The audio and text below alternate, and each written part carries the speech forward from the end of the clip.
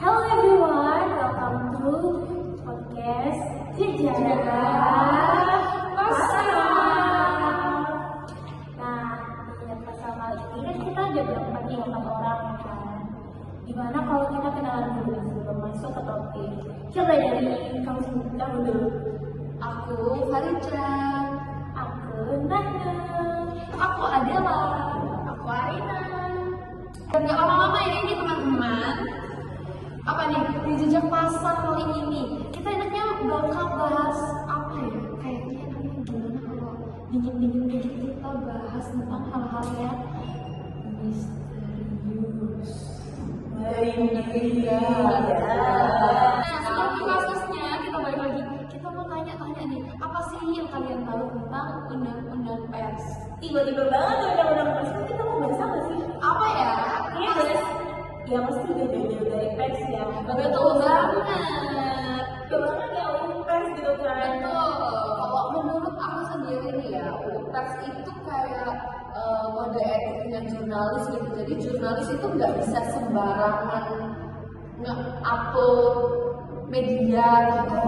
Jadi kayak menurut kami tuh kayak ada batasan gitu ya. Nah, kalau yang aku ngerti sepemahamanku, gimana itu jurnalis itu punya kemerdekaan atas dirinya dia gitu, hak semua orang gitu. Jadi gimana jurnalis itu apa ya, Berhak buat diri juga. betul. Karena kalau jurnalis nggak dilindungi kan kayak Takut ya. yang susah juga kita sebagai warga sipil. Karena kalau misalnya jurnalis gampang ditangkap, gampang dilukai, gampang dibunuh gitu kan. Kayak terus nanti yang menyalurkan berita ke kita warga sipil siapa kalau punya jurnalis yang dilindungi ya kan? Kalau pers sih menurutku kayak penting banget ya buat jurnalis-jurnalis sekarang ini.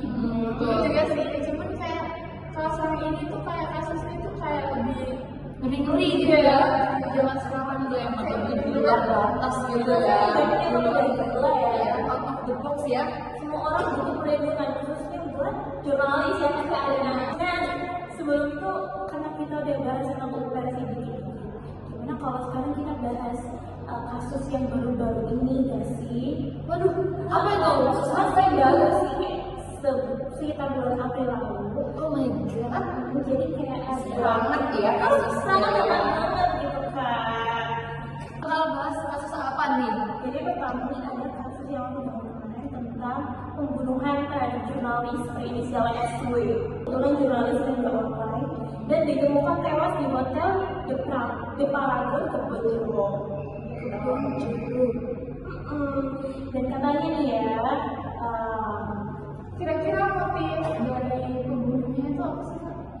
aduh, saya kan tahu ya sebenarnya ya, tapi waktu ditemuin itu, waktu kayak diperiksa, si SW ini ada korban kekerasan fisik, kayak tindakan kekerasan fisik di badannya, terus kayak katanya ada pemukulan dan pengancaman terhadap sejumlah jurnalis dan Kapolri saat liputan di Semarang. Kenapa ya itu ya? Kenapa ya? Serem banget gak sih? Tapi sebelumnya aku juga udah lihat kok sebenarnya berita itu. Tapi katanya emang sebelum dia meninggal ada beberapa rekan jurnalis juga yang meninggal.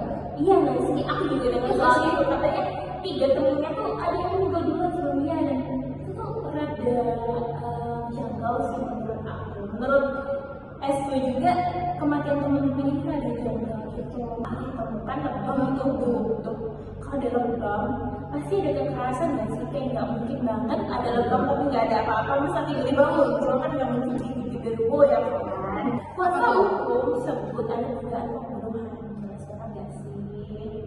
Kayaknya iya ya, kalau misalnya dilihat dari luka lebam. Gak mungkin Iya. dong dia sebelum meninggal dia pukul-pukul. Iya, nggak mungkin.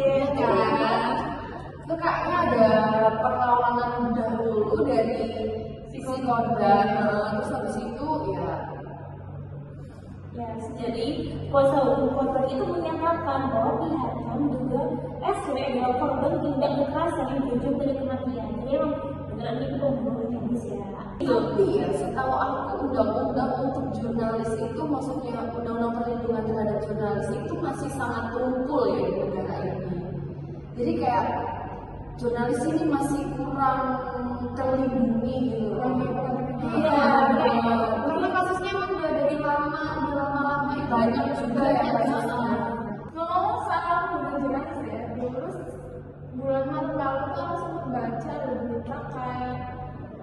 banget ya. Iya, seru juga. Tapi itu dilakukan sama anggota TNI Angkatan Laut. Ada apa nih? Pokoknya jasadnya itu ditemuin di pinggir jalan. Aduh, Tapi kayak harusnya tuh kalau di pinggir jalan berarti antara kecelakaan atau kecelakaan ditabrak ya, kecelakaan. Tapi dari saksi yang nemuin pertama kali jasadnya itu nggak ada tanda kecelakaan. kecelakaan ya. Wow, serem banget sih itu kayaknya. Gimana sih kalau di jalan itu kayak manipulasi si pelaku gitu ya? Iya kayaknya ya. Terus katanya itu di tubuhnya itu udah banyak luka. Mungkin sebelum apa dibunuh itu dia melakukan perlawanan gitu ya. Itu juga ada dugaan kayak si anggota TNI ini kayak ngelakuin kekerasan seksual sama si jurnalis ini. Bener-bener. Jurnalisnya cewek. Oh my god, emang ya. Berarti ini sama dengan kasus femisida nggak sih? Karena pembunuhan terhadap perempuan. Nah, Jurnalis lagi, ya, jurnalis perempuan. Komnas Perempuan tuh juga sempat akan bicara tentang kayak apa kasus ini tuh kayak dianggap femisida. Of course. Karena pembunuhan terhadap perempuan ya guys ya.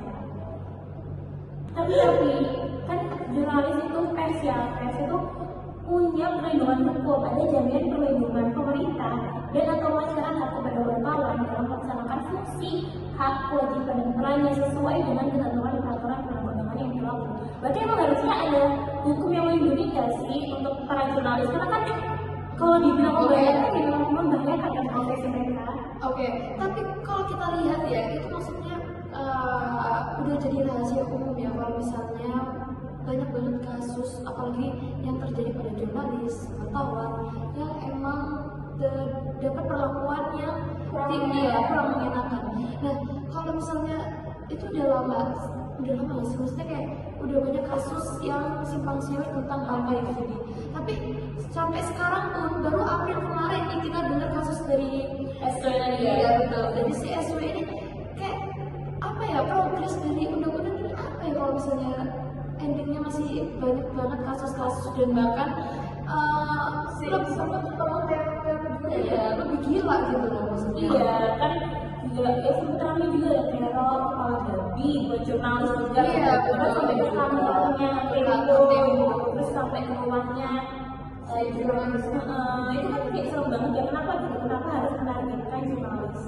Yang emang jurnalis itu kan pro rakyat kan harusnya. Kenapa harus menargetkan kelompok yang pro rakyat gitu?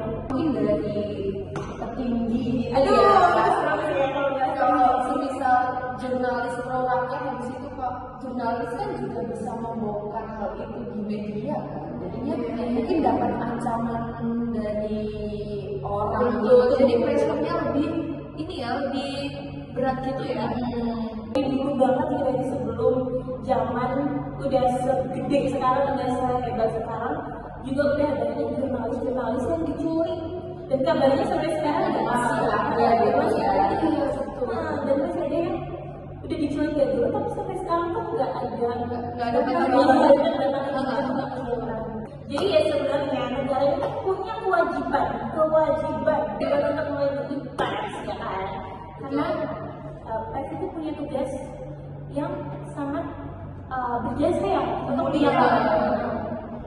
menyalakan berita Informasi yang kita tahu. memang hukum ada buat diajarin aja tapi bukan untuk dijalankan sih kayaknya. Aku nggak ikut sih kalau ini ya.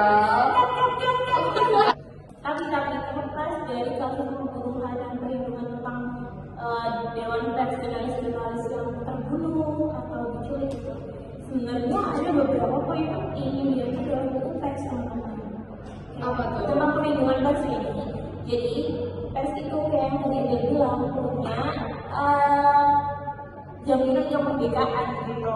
Jadi hak asasinya itu harus dipenuhi dan harus dilindungi sama pemerintah. Jadi jurnalis pers itu nggak boleh disensor, nggak boleh di breakdown, terus dilarang untuk menyebarluaskan informasi itu nggak boleh. Jadi jurnalis itu memang tugasnya harus menyebarluaskan informasi, menyeramkan atau raw mungkin itu jurnalis harus menyebarkan informasi tersebut. Terus